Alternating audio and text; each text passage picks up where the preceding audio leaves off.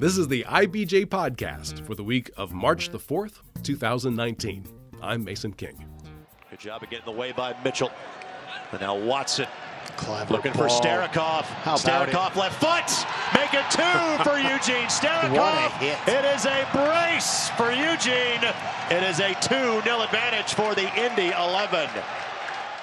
So, that's the sound of your Indy 11 soccer team on its way to blanking the New York Red Bulls on September the 5th in front of Indy's home crowd.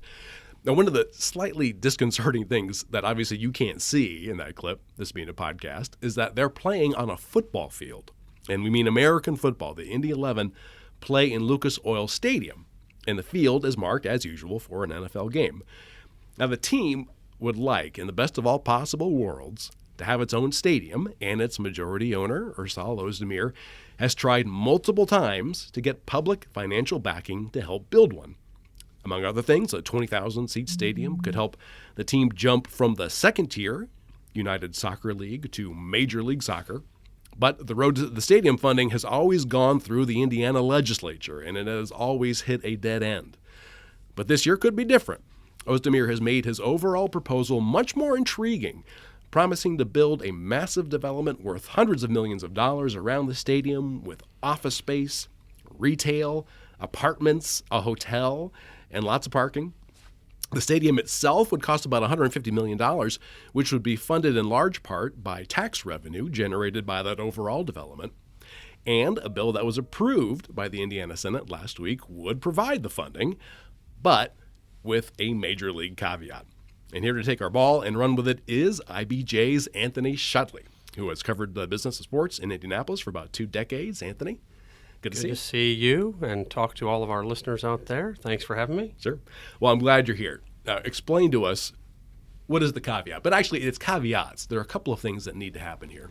Yes, state lawmakers want Ersal Ozdemir and his ownership group to pay 20% of the cost, which would be at minimum $30 million. I have some somewhat serious doubts that the stadium could be built for $150 million, but if that's the case, they do get that done. That would be $30 million out of the ownership group's pocket.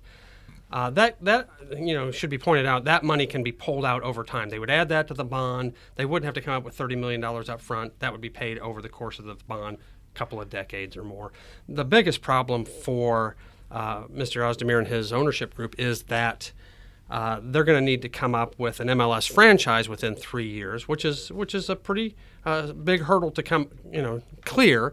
But if in fact they do clear that, and the MLS grants them a franchise, they would have to come up with $150 million for an MLS franchise fee, which, if you've been paying attention to the MLS, is those franchise fees have just gone through the roof. A decade ago, they were $10 million. Now they're $150 million.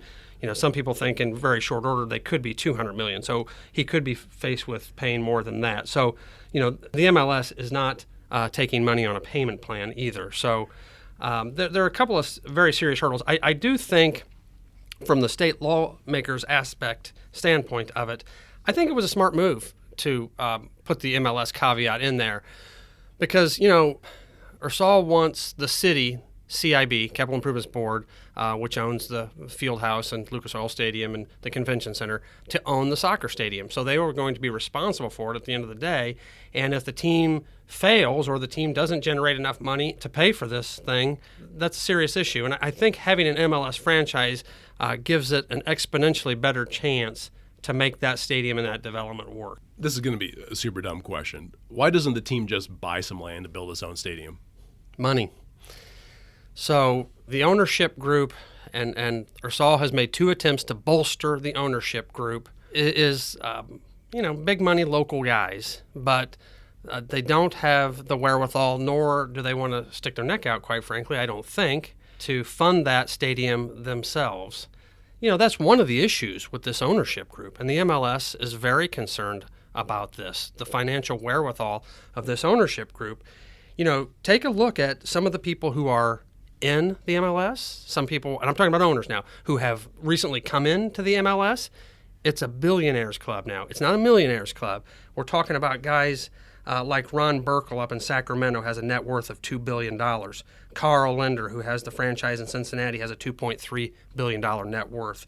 The Taylor family, who are the enterprise car people, are involved in the league now. They have $6 billion in net worth. We're talking about a stratosphere with which this ownership group is not in, and I think the MLS really wants them to bolster that ownership group before they give them any kind of green light. Yeah, and one thing I think we need to keep in mind is that the MLS isn't handing out franchises like candy on Halloween. It's being really deliberate about expansion, and there are several candidates in the picture for what I understand is, really just a couple of potentially open spots. Yes, the MLS is being very strategic and very selective. So they have 24 teams right now, including Cincinnati, which is going to start play this year. And a couple of years ago, they had made the announcement that they want to increase to 28 teams in the next few years. So they brought on Cincinnati to go to 24. They have committed to Nashville and Miami. That's 25 and 26. Late last year, they committed to Austin, Texas. That's 27. And so most people within the MLS and close to the league who work closely with the league think that they will bring it to 28 teams. That's one more team by 2022. And potentially, in the next couple of years after that, go to 30 teams. Now, the sources I talked to said they won't go beyond 30 teams for at least 10 to 15 years. So, here's who's lining up for those franchises: Indianapolis, St. Louis, Phoenix, Sacramento, Las Vegas, Detroit, Raleigh, Charlotte. And some of those cities are farther along in the process, have stadiums or stadium sites, and have advanced conversations with the MLS. St. Louis and Sacramento are the front runners, most would say. Las Vegas has a very strong bid. And St. Louis and Sacramento are also much further along with their stadium situation than Indianapolis. So if we've learned one thing, though, a couple of major developments, or even a major development, can ramp a city up very quickly. St. Louis is an example who trotted out a stadium plan, not a proposal, a plan, and had some ownership shifts which strengthened their ownership group. And St. Louis, currently is very arguably, in many people's minds, the top candidate to get the next MLS franchise. So that said, I think there's hope for Indianapolis. If Ersal can strengthen his ownership group, this measure passes. I don't think it's completely unrealistic, although still an uphill effort to think that Indianapolis could land the 28th franchise and do it by 2022. Remember, there's a 3-year deadline that the state lawmakers have put on this. The way that I read the situation as an outsider is it almost sounds like this 3-year deadline is like a poison pill for this. Yeah, it's a short leash. Yeah. And maybe it's a little unrealistic, but I do think they need to put a time element on there. You can't have this thing hanging overhead for 5 years, 10 years, whatever. Now, remember, initially they put 2 years. That got bumped to 3 years. I presume that the team, the Indy 11, has done some lobbying. It should be noted, too, slightly off topic, that the state lawmakers aren't committed to the Indy 11. And in fact, state lawmakers will tell you that this isn't an Indy 11 bill. This is a soccer bill, which really speaks to another problem and something that the MLS is acutely aware of. It doesn't appear from where the MLS sits that Ersal and his ownership group in the Indy 11 have the undying commitment of the governor or state lawmakers. I had one MLS official tell me that the governor has not really stood up and been as big a cheerleader as they would like for this MLS effort coming to Indianapolis, nor have any of the state lawmakers. And I'm not sure that's because they're a little bit uncertain about Ersal and his ownership group. Ersal is a developer, which his Keystone Realty Group has had some big projects, and the MLS people really love that. So it should be noted that Ersal is not a guy without a track record. He has some very big projects here in town: the Intercontinental Hotel, Olivia on Main luxury residence and shops in Carmel, 220 North Meridian Street, 3 mass condos, so on and on and on. Sophia Square. That's another one of his projects. So he has a track record, and he's gotten a lot done in this city. Though there are some doubts about his financial wherewithal, his track record in this community is not without merit. Yeah, and let me back up. When we say that the legislature looks at this bill as a soccer bill and not an Indy 11 bill, I take it that means that they're saying that they just want an MLS franchise. They don't care whose it is. So what I don't understand is why they are kind of trying to distance themselves from the obvious, which is that Indy 11 is driving this entire process. Yeah, I think it's a very good question, and I think that's one question you're not going to get an answer to. I just think that there's a little uncertainty about this current ownership group, and maybe state lawmakers sense some hesitation from the MLS side. But it's easy to poke holes in anything, but let's not forget that there's no roadmap for what Ersal has done. And I've been here 21 years, and I have seen soccer team after soccer team come in here with big ideas, all the way back to the Twisters, and there was a big effort up in Lawrence, and on and on and on, and those teams fell flat, and they had a bit of momentum here and there, but Ersal came here and really cut a trail through the jungle with the Indy 11. He put his own money into refurbishing Carroll Stadium at IUPUI, which is just in horrendous shape, quite frankly. And, he brokered a deal to move it over to the Lucas Oil Stadium. When the North American Soccer League failed, he brokered a deal to get them over to the USL, which is backed by the MLS. So he hasn't done nothing. I mean, he's done a lot. And I think he's done a lot to earn some people's confidence. So I really don't know what the hesitancy is about. Let's say the legislature goes ahead and approves the legislation to provide the funding mechanism for the stadium as we understand it now. So let's go to the House before the governor might sign it. But let's say that it is approved as we understand it. Is simply having that agreement from the state enough to convince the MLS that the stadium is going to happen, and that makes the Indy 11 a prime candidate for a franchise? Or No. do they need to see more? No, but it's a good step. It's a promissory. And right now, in other cities who are angling for teams, there's a lot more going on than promissories. There's in other cities, St. Louis and Sacramento come to mind. They're much farther along in the stadium process, but it's a necessary step. So, really, the Indy 11 and the state lawmakers, in my humble opinion, should forget about other markets and focus on what they need to do. And the first thing they need to do is get this bill passed. Now, my inclination is that Ersal and his group are going to go and try to get that MLS part of the bill taken out, because they want the soccer stadium regardless. And they know that getting an MLS franchise could be more of a marathon than a sprint, and they feel like they can get the stadium, further build a following for USL or their minor league team. By doing that, create a profitable venture and also get the attention of the MLS and eventually get the MLS franchise.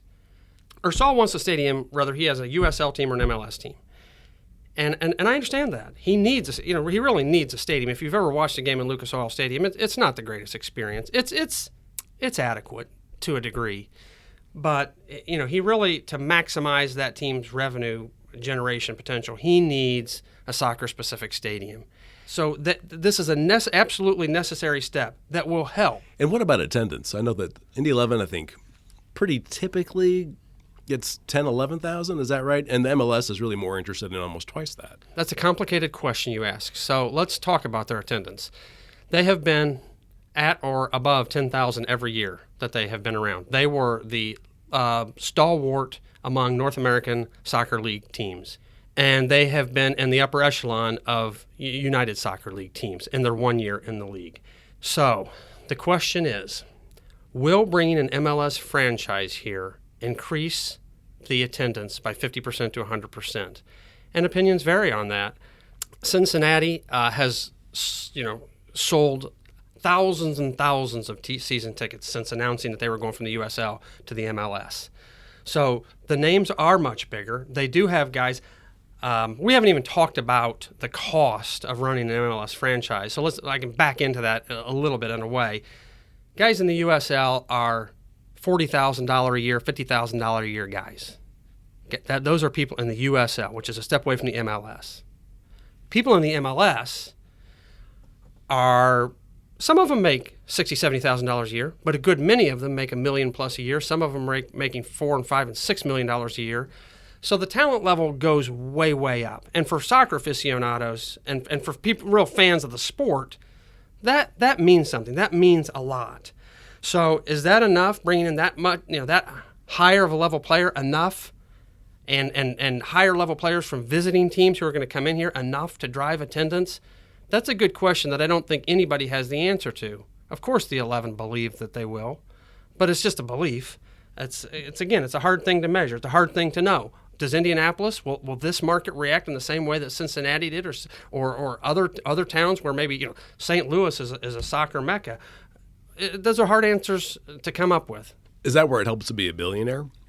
Where, hey, I've got some pocket change here. I might be able to shell out more for some really good players. Yeah, and that dynamic has changed a lot. The reason that the MLS, of course, wants billionaires is because they can sustain losses the way Herb Simon has done with the Pacers when that needs to be done. And the MLS, for all its growth, is still a fledgling league. So, yes, they need those billionaires to sustain the team through somewhat uncertain times, but also player acquisitions. So the Major League Soccer has a $4 million salary cap, if you will. I'm giving air quotes here. You can't see that. But they have so many exemptions that the best teams spend between $10 million and $14 million a year. Some spend more.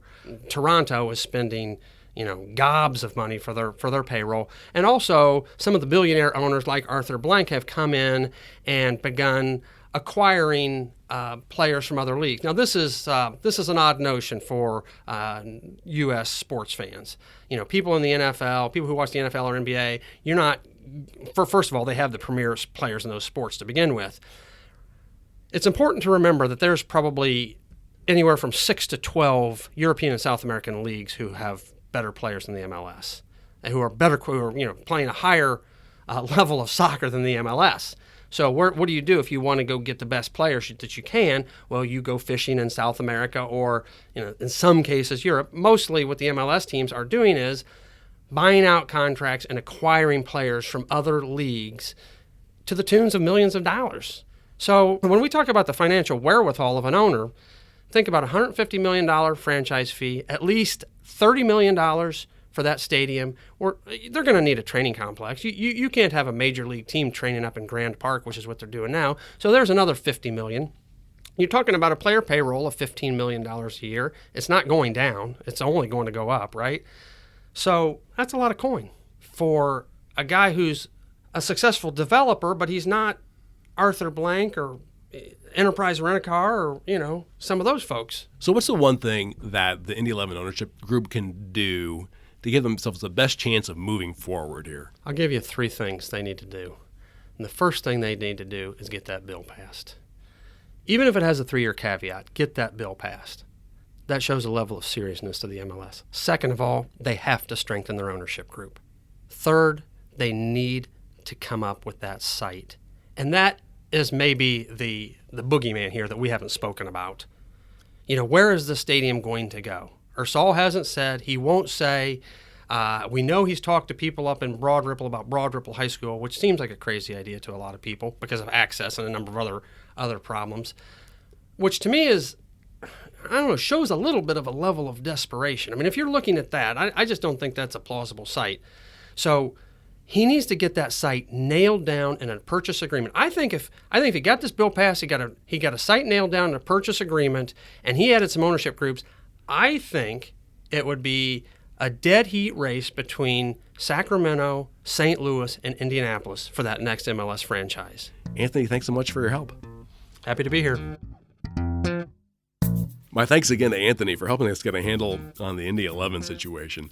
And if you want some more detail, you can check out his story in this week's issue of IBJ. Now, also this week, Greg Andrews has a terrific piece about the final days of Indianapolis-based retailer H.H. Gregg and allegations that it continued to take customer deposits on merchandise long after executives had caused a doubt it could fulfill the orders. A lawsuit contends that the liabilities from those deposits essentially scared away potential buyers for the company. Also from our lawsuit pile, IBJ's Susan Orr reports that hundreds of current and former members of the military have filed suits against an Indianapolis maker of earplugs that were supposed to protect them from explosive combat noise. You can read more about it in this week's IBJ, which you undoubtedly have delivered to your home or office, or you can check out these stories online at IBJ.com. And remember, for full and unfettered access to all of IBJ's award-winning content, just click the subscribe button. Hey, thanks again for making the podcast a part of your week. I'm Mason King, and we'll be back again next Monday.